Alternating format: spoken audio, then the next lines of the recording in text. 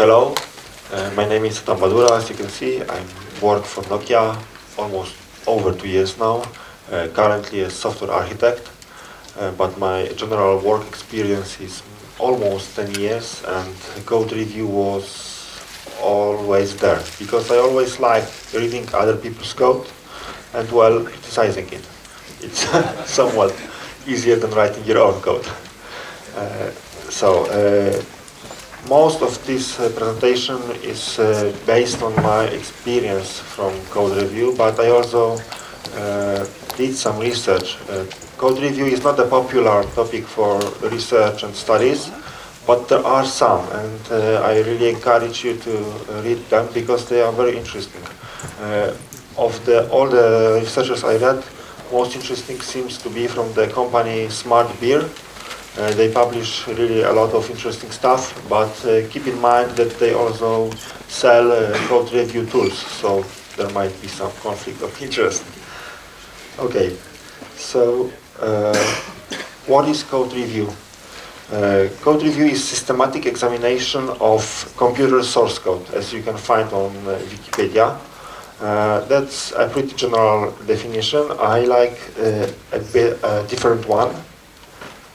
Because, there are many methods, many approaches, but at the end of the day, code review is having other people look at your code in order to find defects. That's very important because this puts code review in a psychological context.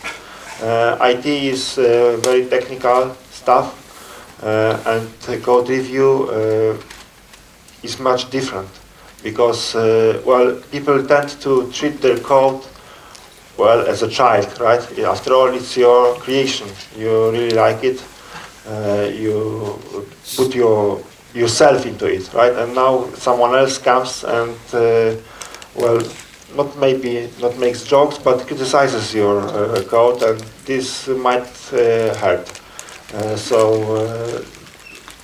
This emphasizes this. The definition emphasizes the psychological effect. Now what I am going to talk about is pros and cons of code review. Yes, there are some cons of it as well.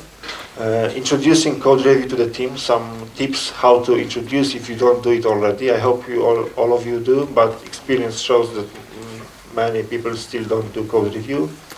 Then measuring code review, it's somewhat code review is a process, and if you do some process, you should be able to measure it, to know whether it produces the results you expect, whether it's even worth the effort you put into it. And finally, some best practices for good code review. But maybe to warm up a bit, let's do some statistical questions by raising hands. Who of you does or did code review in his job? Okay, who likes your code being reviewed? Somewhat less, I guess. Who likes to review others people's code? Oh, that's very good results. Okay. So now for pros and cons of code review. Maybe you have some ideas of what could be pros. Maybe let's start with advantages. What are advantages of having your code reviewed or reviewing other people's code? Knowledge. Yes. It's another way to harden your code. Yes. Ensuring readability. Yes. That's a very important part. Most commonly when you read or learn about code review, sources emphasize that code review prevents releasing bugs. That's about code quality. When you go deeper into it, you notice the readability of code, the architecture quality of your product, so that ensures architecture quality. Both those points refer to the quality of the code. And then there is the knowledge gaining and learning. I will refer to that later. Let's start with those first two. It's about code quality. Code quality has, in the context of code review, has two sides. One side is the code quality as perceived by the client of the code, so that the code does not have any bugs, right? The functions work as they expect. And the other side is the code quality from the design point of view, how developer considers code to be of good quality. For the developer, the code can be perceived as of good quality, even if there are some functional bugs within it. Because functional bug is often just because some condition is reverted or something like that. That doesn't really influence how you read or understand the code, while it may destroy the functionality. Now, currently, it seems to me that testing and test-driven development, continuous integration, there are many approaches in constantly, automatically testing the code. This makes me think, and some sources confirm that, this makes code review a rather poor method for finding bugs. Because it's very expensive method for finding bugs, because programmers' time is very expensive. In my first work, when we started doing code review, we always started by manually checking whether the piece of change we reviewed actually did what it was declared to do. We did manual tests before actually looking at the code. Today, after I was introduced to test-driven development, I would consider that to be a waste of time. I don't want to do that, because when designing the feature, we should design acceptance tests, and they should pass before the code even gets to the review, because it's a waste of time to manually check whether the functionality is okay. Which leads us to the other point, the architecture quality.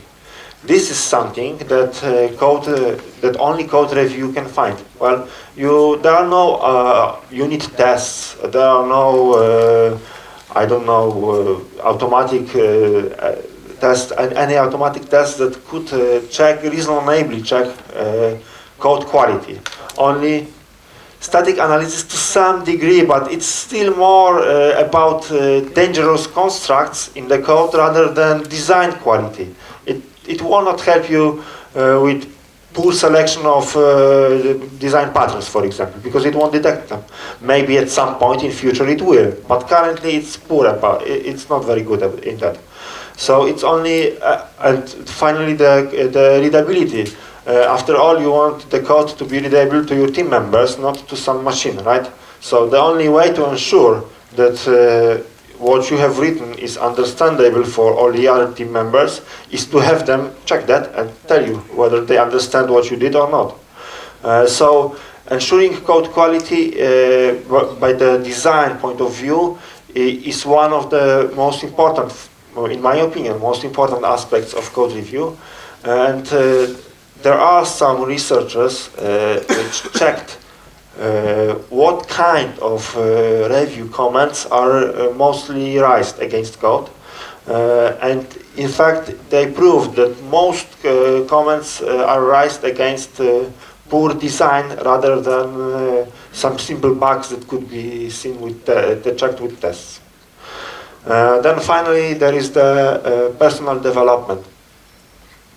Obviously, by doing code review or by receiving code review, you learn, right? Typically, it's perceived that the learning side is mostly the one which receives code review notes, but that's not true, or it doesn't have to be true. The one who does review also learns by it. Not only he learns the domain he reviews, that's an important aspect that I will come to later, but also he can learn, some simple tricks, some hidden details about external API used, or many things. There are many things to learn. I am a programmer in C++ for well over 10 years, and it's constantly that during code review, when I'm a reviewer, I learn new tricks. They are not life-saving tricks, okay? Those I already hope I know them. But there are still some things that I don't know, and I learn them from code review. Now, the disadvantages. Have you any idea for disadvantages of code review? What don't you like maybe about code review? Well, code review can change into the kind of personal tool to fight author, not the code. Okay, that might be. It takes time. It takes Maybe let's wait for microphone.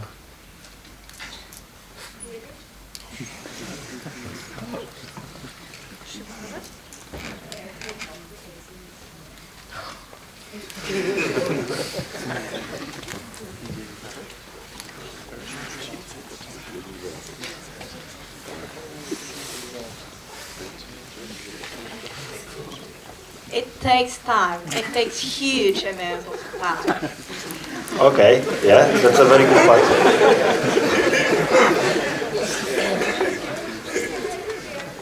Anyone else?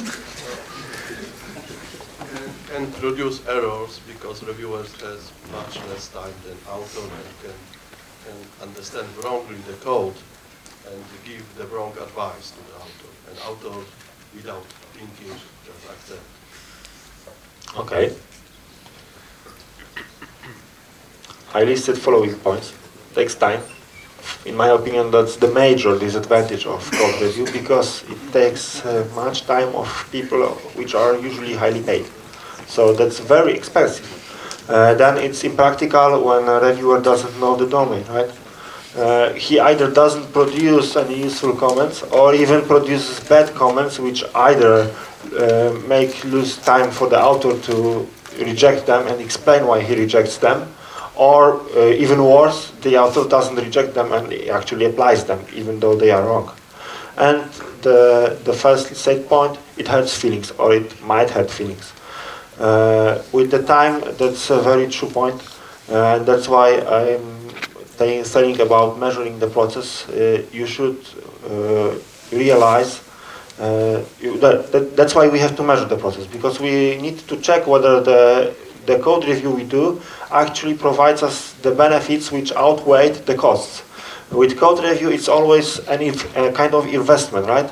You spend your time now in hopes that you will spend less time in future, right? It's expensive to correct errors that come from clients. You have to browse through the logs, you have to find the error somehow, not to mention the image you just destroyed of a company that produces good code, right? So there is a huge cost. The later the bug is detected, the larger is the cost, and also the fact of the architecture quality, right? We take care to write the software the proper way now. It takes more time now, but we hope that in a year we will be still able to add new features, right? If we do some quick and dirty development today, it might be fine, we will be on time or even before time, but in a year we will not be able to add anything more to it. So code review is an investment. You invest your time today to save tomorrow, but you have to be sure that you invested well. It is easy to over-invest and pay more time than it actually gets back. Then impractical when review doesn't know the domain. That's a common case, especially when teams are not large, so everyone specializes in their corner case of the system and doesn't even very well know what other parts of the systems do. Yeah, that's a problem. But still, there are some general design rules that you should follow. Typically, you should always follow them. So you can easily check them even if you don't know the domain. There are the small bugs that you can check even if you don't know the domain. And, well, you learn, right? It's very easy to fall into a trap where everyone is highly specialized in their piece of code. And then when someone goes out of the work, designs or whatever, then there is no one to take over. While doing code review ensures that, well, there is at least some knowledge shared about all the domains among team members. So it won't be that bad when someone is not there and help is needed. And finally, the hurt feelings part. Well, here you have to be very careful indeed. It does matter a lot how you formulate, even if you are right, even if your code comments are, review comments are proper and justified, still the way you express them matters a lot. Because if you express them in a wrong way, if you focus on the other person rather than the code, or if you state them too clearly, it may happen that someone will start to consider this an attack on himself rather than a discussion about code. Code review is discussion about code, not an attack on other person. If someone starts to feel attacked, he will try to defend. He will stop acting reasonably and will just defend because he feels attacked, right? And this destroys the whole process because you no longer talk about code and what should be done or should not be done, but instead you start insulting yourself all the ways, not to mention that such review takes a long time because reviewer has some note, some comments, author then says, no, I won't do it, and the iterations continue until some manager interferes, right? So here you have to be very careful. There is a story when I started working for money. When I started working, I started also reviewing. I reviewed code done by some Indian programmers. There was a team in India. And well, the problem was not the quality of the code. Well, it was not very good, but that was not the issue. The issue was that I explained my notes as I would do it for a friend next to me.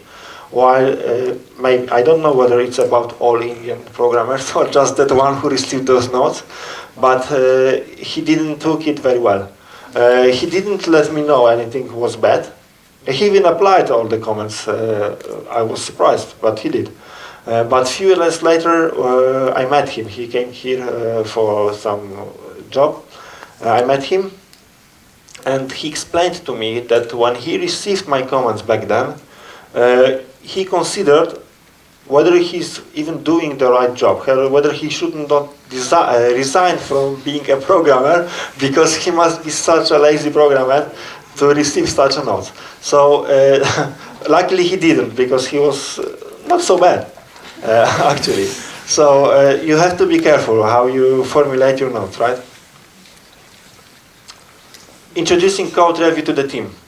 By the voting we did, I assume most of you do code review, so that might not be that interesting, but I will go through it quickly.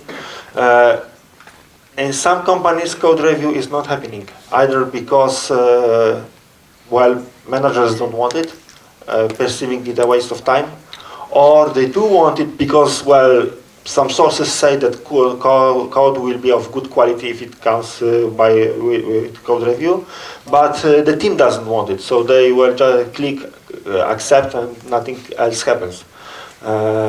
It seems that mostly code review is not done because of the management not willing it, but I have seen both scenarios. Now, what can be done? Firstly, we should realize that if we want code review to happen, we need to have at least some team of people who actually want that code review to happen, of developers who want it, because they are the people who will do the code review. So if no developer wants to do code review, nothing will help you. Once you do have a team of developers who want to do code review, you should show that it works, right?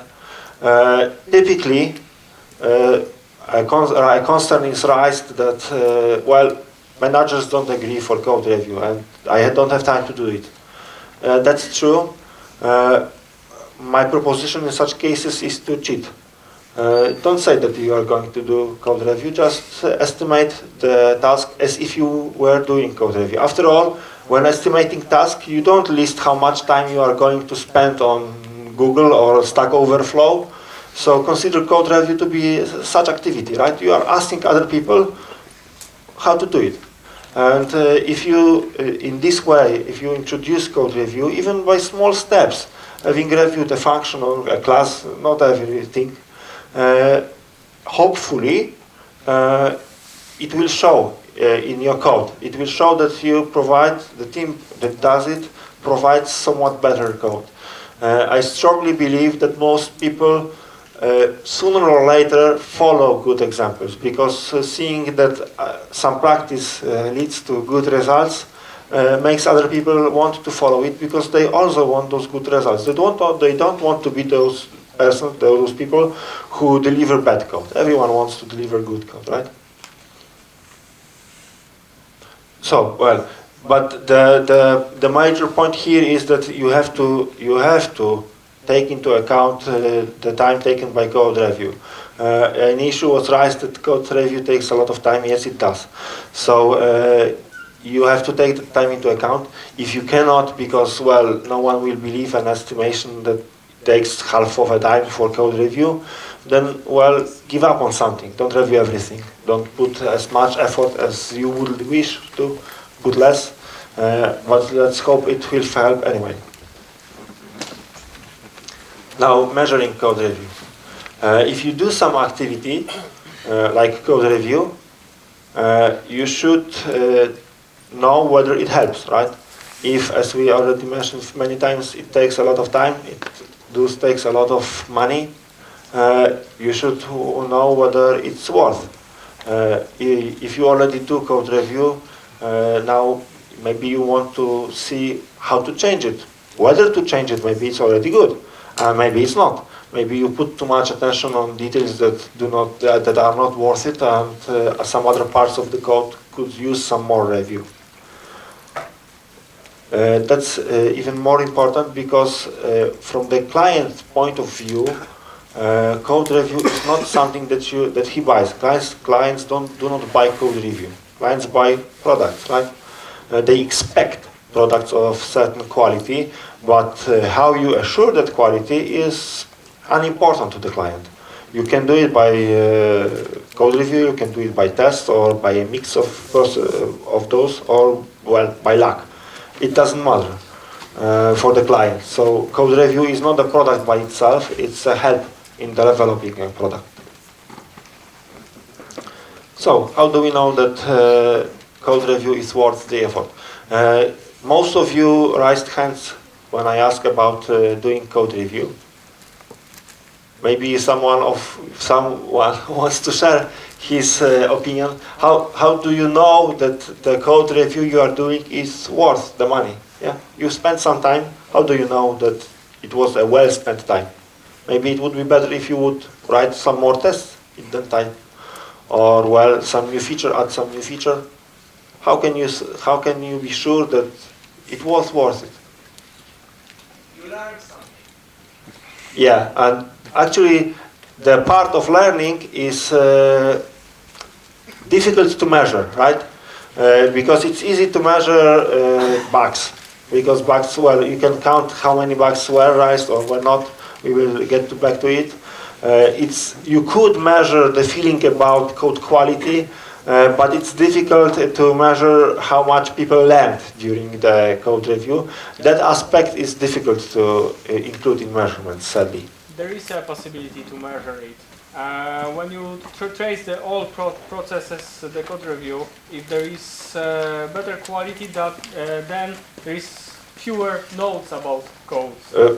Maybe, I'm not sure whether everyone I hear you, but I'm not sure whether everyone hears you. Maybe you will repeat it, because it's a longer sentence. Okay, actually there is a way to measure that someone learned something, because with the code review process, if you are doing it constantly, there is fewer nodes in the future, so the overall skills in the team are higher. So. Okay, that's an interesting point. I will try to get back to it. Okay. When it comes to the research studies, case studies about code review, there are two metrics talked about. external metrics and internal metrics. External metrics are those which you count against, well, external units. You can count how many issues were raised by clients, how many issues were raised by INV, if you have one, or the like. I mean, by external metrics, you count things that are external to the development and to the team that does code review. So those usually translate easily, or well, easier than internal metrics, easily to money. And those you can compare whether code review helps you more or less than other methods you applied. There is, however, some difficulty. As you noted, most of you raised hands, you already do code review.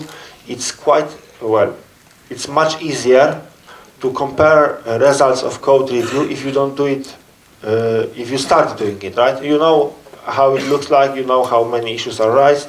Now you start doing code review and you observe the fall of raised cases, of raised issues, of bugs and so on.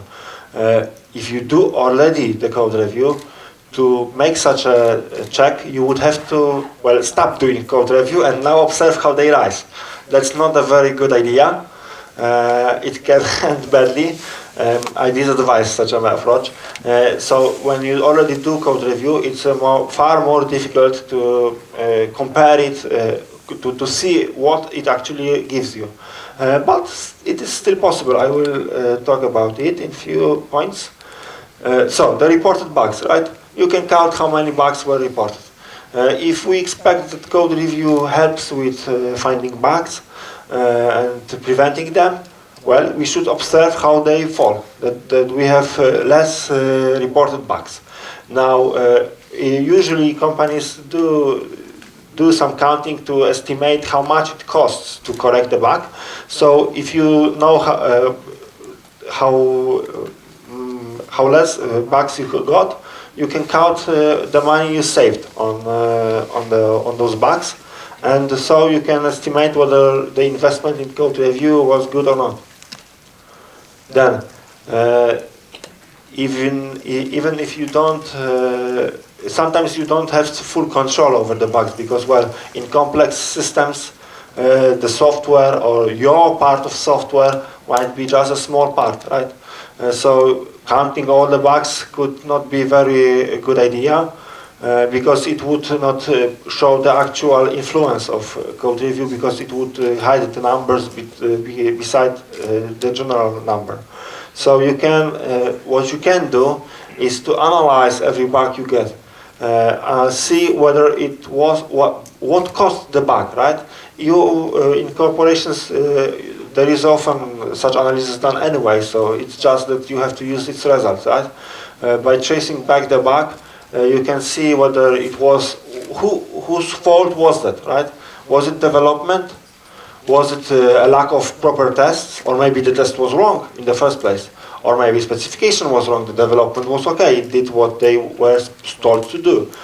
So by checking where the bug was really introduced, you can then estimate how many bugs were removed by code review because they no longer show up in development. Because code review solves mostly bugs introduced by development. Not only, researchers say that it helps with specification bugs as well because having more people look at the same thing makes it more probable that they will find specification issues.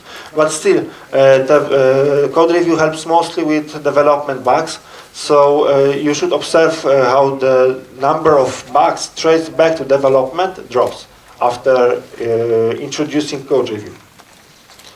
Finally, and that's the option for people who usually who already have code review, but that's also the hardest option. You can, whenever you do some comments in review, you should analyze them and ask yourself, was this a bug? If this comment would not be corrected, would it turn out to be a bug in the final product? How likely would it be a bug? How difficult it would be to then later find, or how easy it would show up to a client?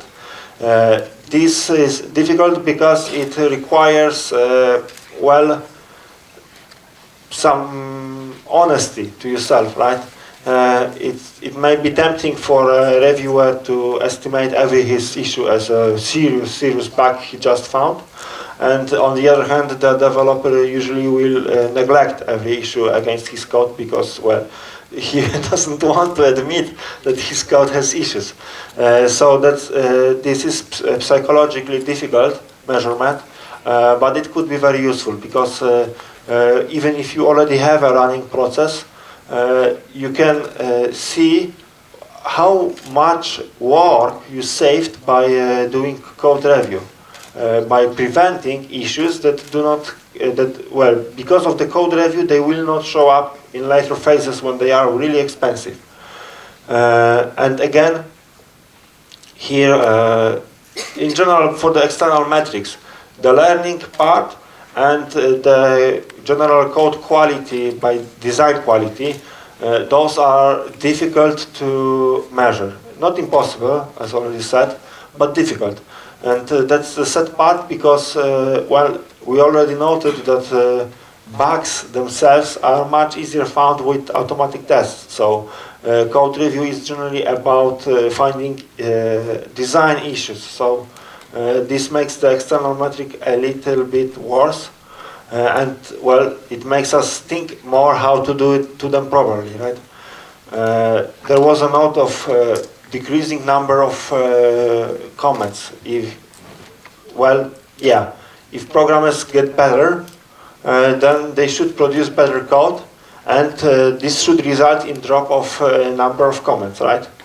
But the drop of number of comments could be also an indicator of reviewers doing poor job, or, well, maybe they didn't have enough time to do it in the first place. Maybe they didn't know the domain well enough.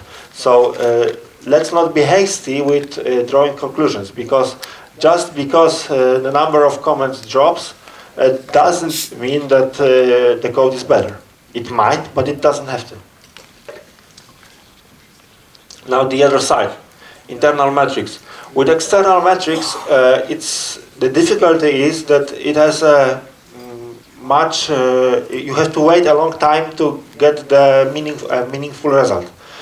Because the bugs have to sum up, they have to come, you have to analyze them, you have to gather enough data to draw some conclusions.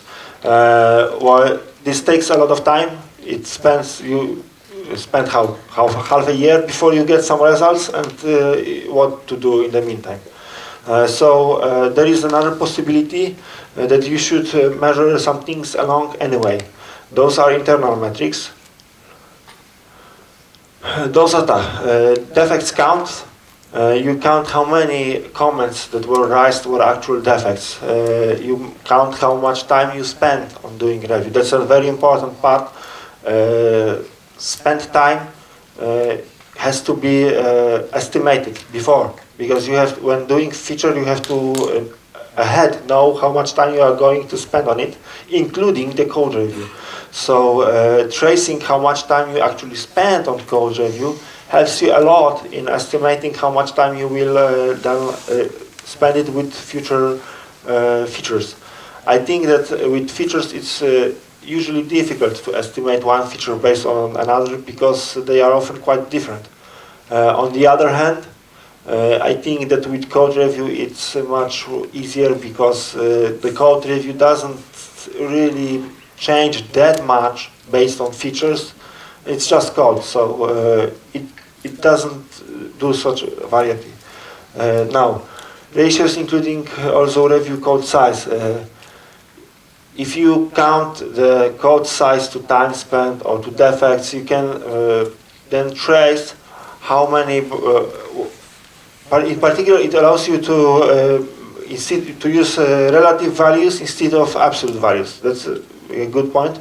And then it's also important that you should, rather than trace the values, the internal metrics as they are, you should instead trace how they change. Because often there is little influence on what the time or how many defects you find, or the code size is already there. Instead, you should check how it changes with time. So if, for example, defects count drops per line or per hour spent, then either the team gets better and it produces better code, or the code reviewers don't do their job very well. Maybe they should be changed, maybe they should be, well, they should be fully focused on the code review. And final, and I think that's most important part, it's the types of defects. You should trace what types of defects you find. Not all sources mention that, but I think it's very important because it lets you know what really code review does for you. Because if you are finding a lot of bugs during code review, then it's a very good indicator that maybe you should start using automatic testing or improve using of automatic testing, because every time you find a simple bug in functionality, it means that some tests failed. It was not done, or it was done wrongly, it didn't check what it should. So that's a very important indicator. You should generally aim for the no bugs comments, because it means that there are tests, missing tests, right? You shouldn't have missing tests. On the other hand, there are some bugs that are usually difficult to find with tests, some weird memory leaks or some edge cases that are unlikely to come, but well, you know, when there is a weekend and the client runs code, usually such unlikely cases pop up very often. So that's important. Now to sum up the measuring part, maybe I will refer to some other example, as most of you seem to be developers, or at least used to do some development. It's a popular saying that if you are optimizing code, you should not optimize it based on what you think is faster, but you should actually measure it. Because it often comes up surprising that what you thought to be faster actually is not. So it's pretty obvious for engineers that you should measure before doing things. Why not do such thing with code review? Why assume that code review gives you some profits just because, well, you do it? You should actually try to prove that code review does the job for you.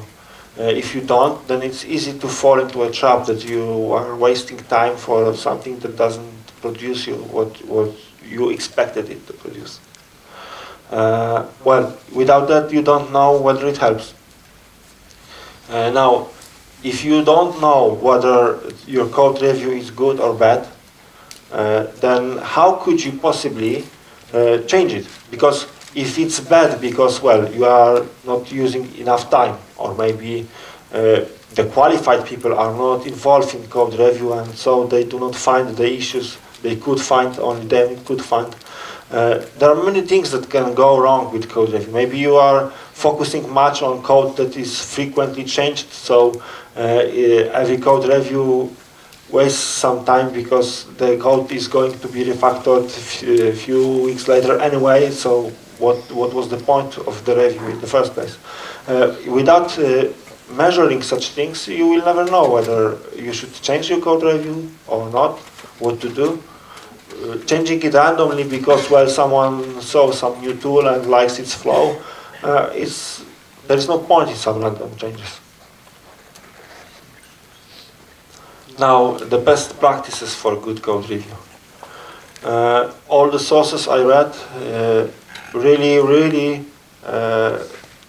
emphasized to limit yourself to 200 or at most 400 lines of code at a time, and not doing the review more than an hour and a half, because code review requires much attention, and the attention, it's easy to stop being suspicious enough, careful enough, and just browse through the lines, and then there is no point of such review. It's a waste of time. So you should limit yourself with the single sittings. There is even a story around that if you give, well, 10 lines for code review, you will receive 12 notes, many of them being both broad and deep, questioning the universe itself. And on the other hand, if you give 1,000 lines of code for review, you will receive only comments like, oh, it's fine, or indentation error, and nothing more. I do realize, because as a developer, I tend to do too large changes. So I do realize that it's sometimes difficult to give for a review a small change, because if you are refactoring something in a large system, well, you either refactor it all or nothing at all. So you have to, sometimes you have to review a large code base. Well, try not to, but if you have to, then maybe you should do some few sessions, more than one, not do it at once, or well, clench your teeth and do it anyway. But if possible, try to do more small pieces. It's also easier for the author to author small pieces of changes, right? Iterate. That's something which surprises me, because even in the teams that do code review, I have often seen that they do a single shot. Reviewers, or even a single reviewer, raises some comments, and that's it. Whatever happens later, no one checks.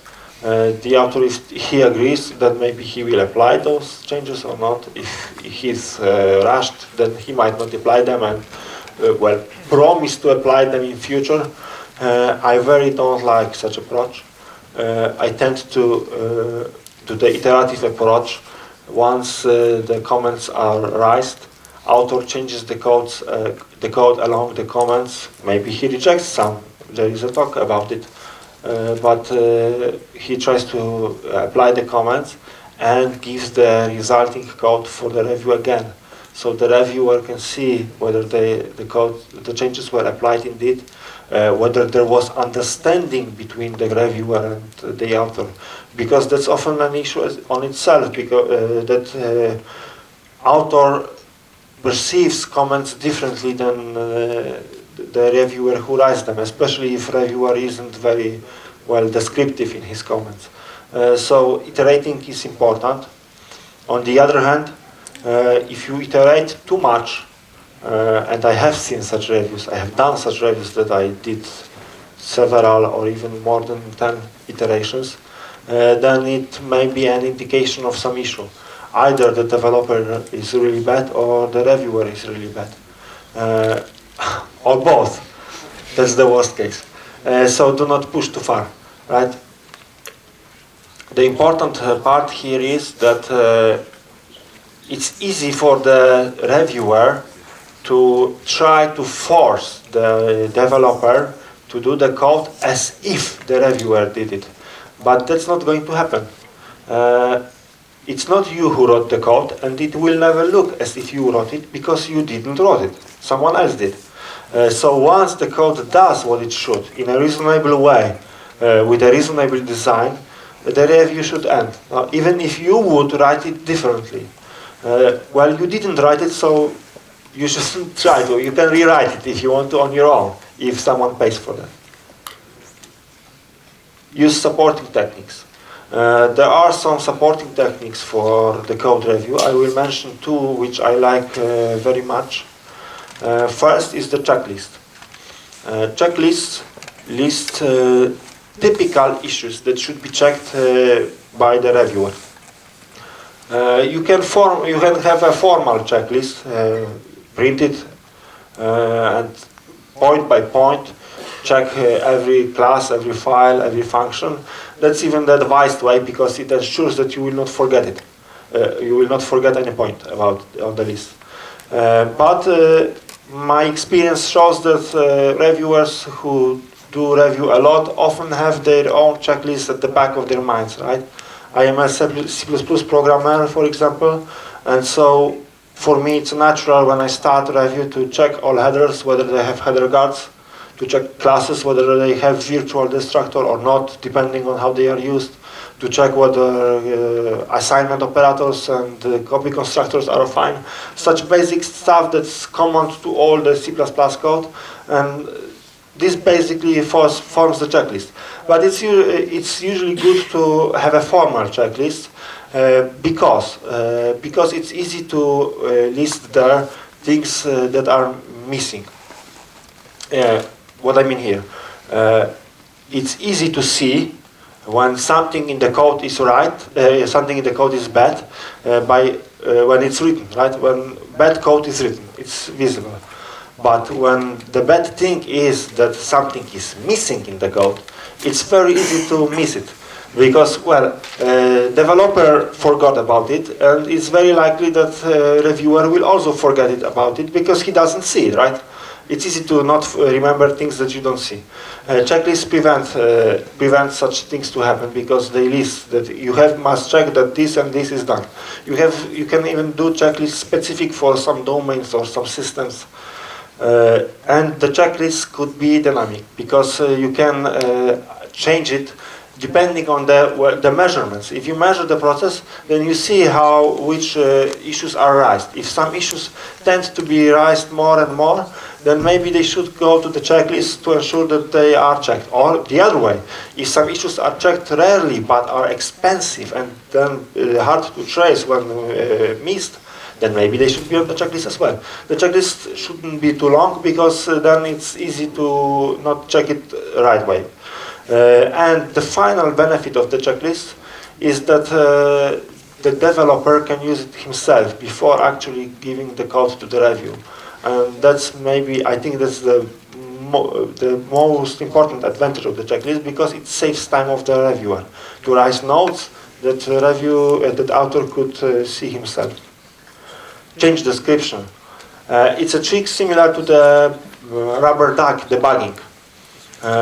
Author, when providing code for the review, should describe the change, should describe what he changed, why he changed, the context of the situation, so that it's clear for the reviewers what is it about. The advantage is that it's much easier to find yourself in the code review and understand what is good and what is bad, and also the rubber duck effect. If a programmer has to explain himself what he did and why he did, it is very likely that he will remind himself about things that he missed, if he missed something, right? Don't evaluate employees based on code review. That's an interesting point because not all people agree about it. If you get a book by Andrei Alexandrescu, the C++ coding standards, there in point 4, you can read that code review will be better if programmers agree to evaluate themselves based on code review and defects found. That's a unique opinion, I think. Most people tend to think the other way around, that you should never ever evaluate developers based on code review, because evaluating based on code review puts much pressure to act against the process. Reviewer, might have some objections in raising comments when he realizes that this very well may mean no rise for a colleague because, he got just one too many of the comments, right? On the other hand, the developer will feel an urge to reject every comment he gets, even if he would otherwise agree with the comment. Now he has a pressure to reject it because if he accepts it, his evaluation will be worse because, he did some bad code. So never ever evaluate based on code review because you will spoil the process. People will not do what they are supposed to do, but instead will try to fight small wars or not do anything at all, not to hurt anyone. Mind your language. That's the part I was saying about earlier. It's important to state notes in a way that doesn't hurt feelings, right? So typically, you should, instead of stating, you should ask questions, right? Because stating, hurts feelings, right? So instead of writing, don't apply coding guidelines here, for example. You should ask. And not a simple question, why code guidelines are not applied here, because that question is a technical question. It's still a statement, right? you still state that code guidelines are not applied. And the question is there just, well, to make it polite. A better way of asking question is to not assume that the code is bad, but instead ask to explain the developer why he did the way he did. To assume that the developer did a good thing, and you only don't understand why he did it so.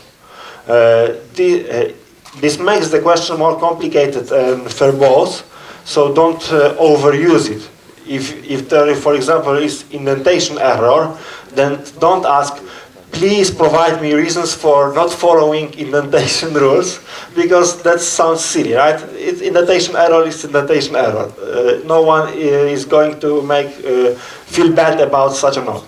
But if you are raising questions against design or some important aspects of the code change, then better try to make them real questions and do not assume even in the background that the code is bad.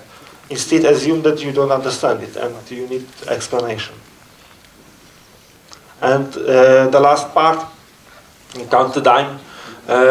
It's never enough to emphasize how important it is to count the time spent with code review. Some tools have automatic time counting. If you review with using those tools, they count the time spent by activity of the window, or I don't know what heuristics they use. And that's pretty useful because that doesn't put much pressure on you. If you don't use such tools, then well, you have to use watch. But do count the time, because if you don't, then you will not know how much time you spent on the code review. And maybe it's an important part it seems that some people tend to see code review by the tools, not by the process. Code review is not about the tools. The tool is just a help, right? So you should not focus on the tool and what to do with the tool, but instead you should focus on what you want to do in the process and then pick the tool that matches your needs. In fact, I have used just a few tools, but what I mostly prefer is to just open code in some notepad and comment in line as comments and send such files.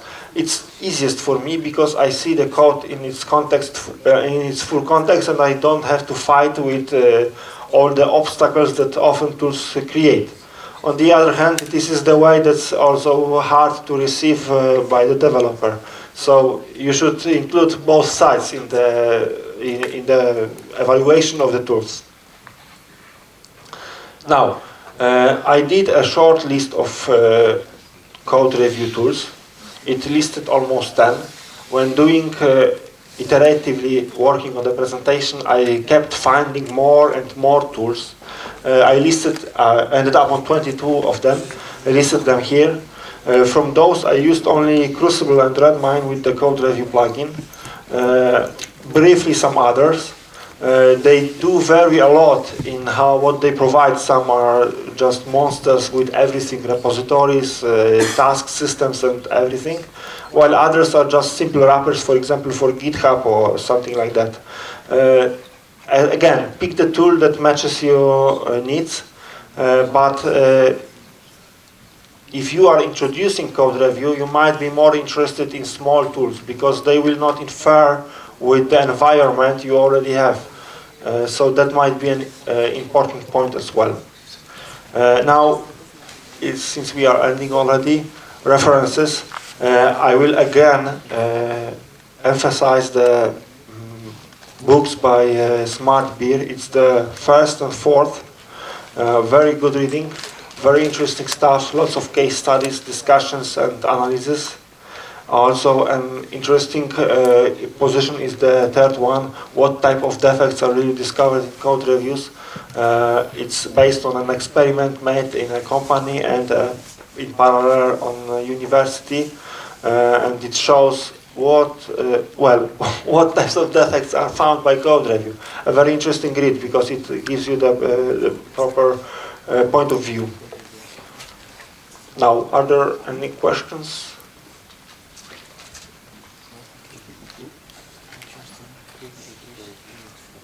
Yes, there are some. Maybe microphone. Yes, thank you very much for such presentation. Can you please give an example of checklist that you are using in your daily life? Just an example, Well, points of it. Those points that I already mentioned. I check whether header guards are okay, whether includes are okay, because that's often a source of problems. Whether class has properly defined destructor. Currently I'm not very into a specific domain, but when I was, there were things that I was checking in my previous job about serialization code. I owned the serialization framework, and I always kept checking whether the order of serialization items in save and load are the same. That was a basic thing that I checked even before doing other things, because they had to be checked the same. So those kind of items. I don't know whether this satisfies you. Yes, but such list can be very, very huge. Yeah, it should not be huge. You must limit yourself. You should not put on the checklist every possible error that could be. Depending on what you want to focus on, you could either put typical errors, or you could put errors that are later difficult to discover with tests. You should the studies suggest that you should limit yourself to 20 or even best 10 points, not more, because it's difficult to maintain such lists and it's difficult to run this list. And then again, there is an issue if list is too long, you tend to stop finding issues that are not on the list. That's a thing you should measure as well. If there are no comments beside what the checklist provides, then maybe you should give up on the checklist, because programmers, the reviewers stopped actually reading the code and only checked the checklist. Anything else? There were some questions.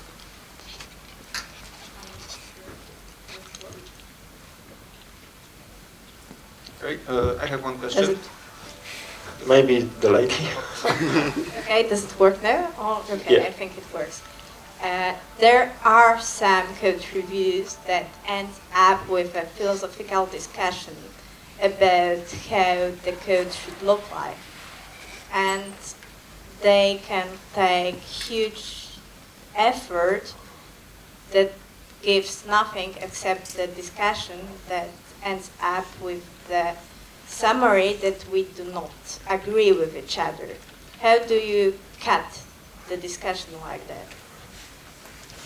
An interesting question, even more because I tend to do such code reviews. I tend to involve in such discussions because I like talking about the code.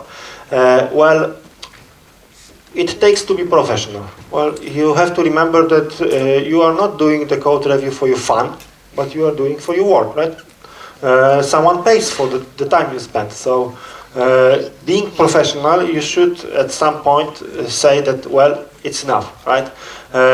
If you are not professional, then nothing more can help you, because you will waste time anyway. There is a problem if two sides of both insist on different way the code should look like, and both of them consider it crucially important to have such a code. Then, well, because I like processes, I tend to build a hierarchy of this decision, and there should usually be a person which, in such cases, in such conflicts, is invoked, listens both sides and decides, and that's it, and that's it. This should end the discussion. If you do not have such a person, well, then maybe some manager should be involved. That's more difficult because manager usually is not very able to make a technical decision. On the other hand, if that problem is already technical, maybe it's even good that the judge is not technical one, because he will not favor an option. Thank you. I have also another question. Yes. How do you encourage developer to do good code reviews? Another good question. Well, I think that nothing you say will actually help, because that's, well, how you encourage children to behave well. you can try to give an example, right? I strongly believe that if you do show a good code review and you do show the results of the good code review, that then people mostly will follow. Well, some people really don't like code review and they will not follow. Well, you cannot do anything about it. It's difficult to force someone to do it because the job is very subjective. But well, those who are able, I believe they will follow the example. Well, it's even said that example is worth more than 1,000 words, right? Yes, it is. Thank you. Anything more? There was this question. Yes, you have mentioned a lot of advantages of code review, but I think they convince me as a developer. But what about clients, for example?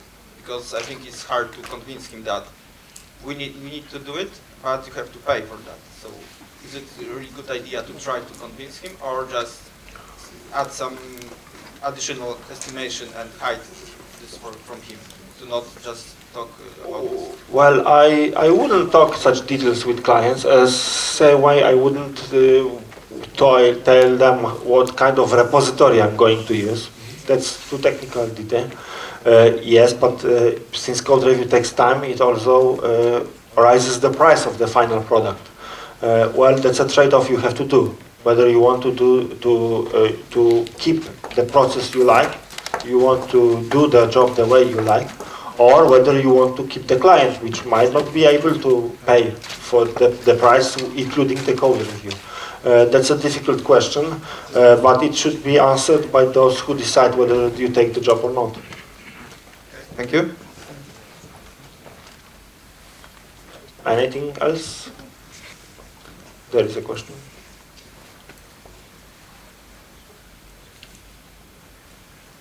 You said that it's a good idea to check if the changes have been applied and to kind of do the second iteration of the review. But what if the code after the second iteration is still bad? What if it's still bad after 5 iterations? Well, How do you balance the time versus the code quality, which is still bad? Because you can, looking at the code, you see that the author does not understand the domain or does not understand how to write the good code, and so on. I would say so. There is no such number of iterations after which I would admit that releasing bad code is now good. No, releasing bad code is never good, even if you do hundreds of iterations. But if you do a lot of iterations and the code is still bad, that's an indication that you should do some other actions, maybe not technical actions, maybe maybe one of the persons is not fit for the job. Or maybe it's not even that bad. Maybe he doesn't understand what he has to do. There is definitely a problem which has to be solved, but code review is not going to solve it if it did not do it in few iterations.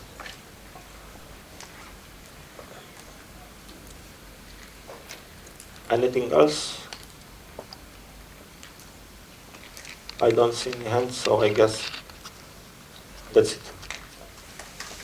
So thank you. Thank you very much. For those